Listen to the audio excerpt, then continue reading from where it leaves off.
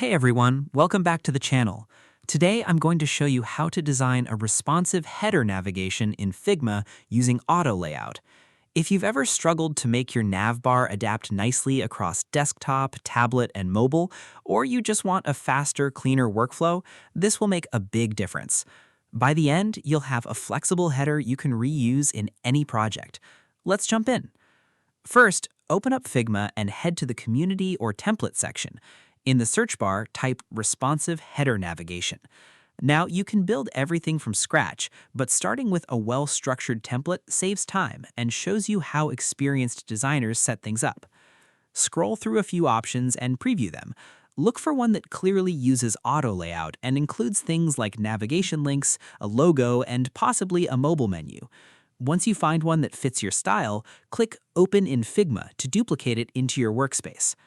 When the file opens, take a second to look at how it's built.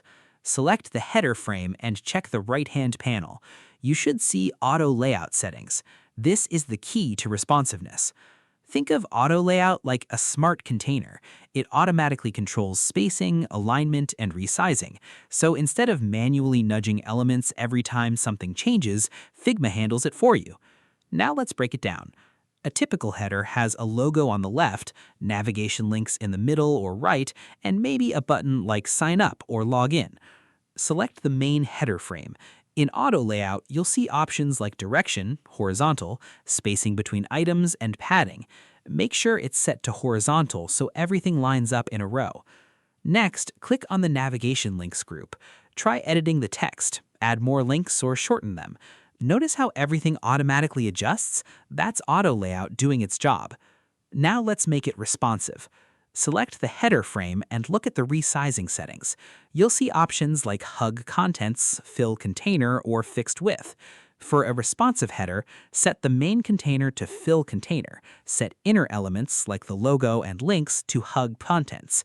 This combination lets the header stretch across the screen while keeping the internal spacing clean. Now let's simulate different screen sizes.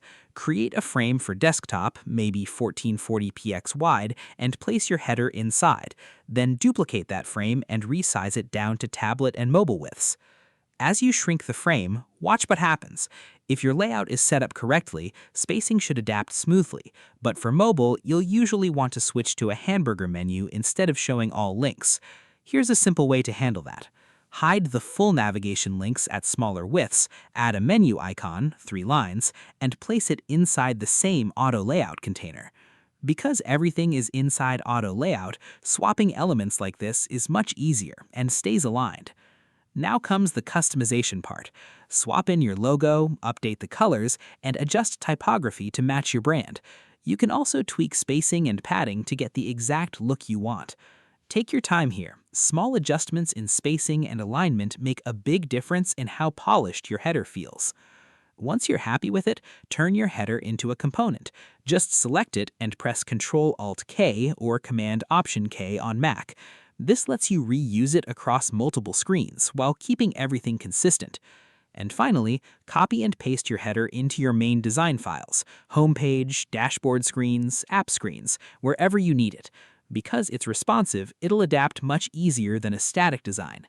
And that's it. You've built a responsive header navigation using auto layout in Figma, from selecting a template to customizing and making it work across screen sizes. If this helped you out, give it a like. Got questions about auto layout or responsive design? Drop them in the comments. I've got you. And don't forget to subscribe for more practical Figma tutorials. Thanks for watching, and happy designing.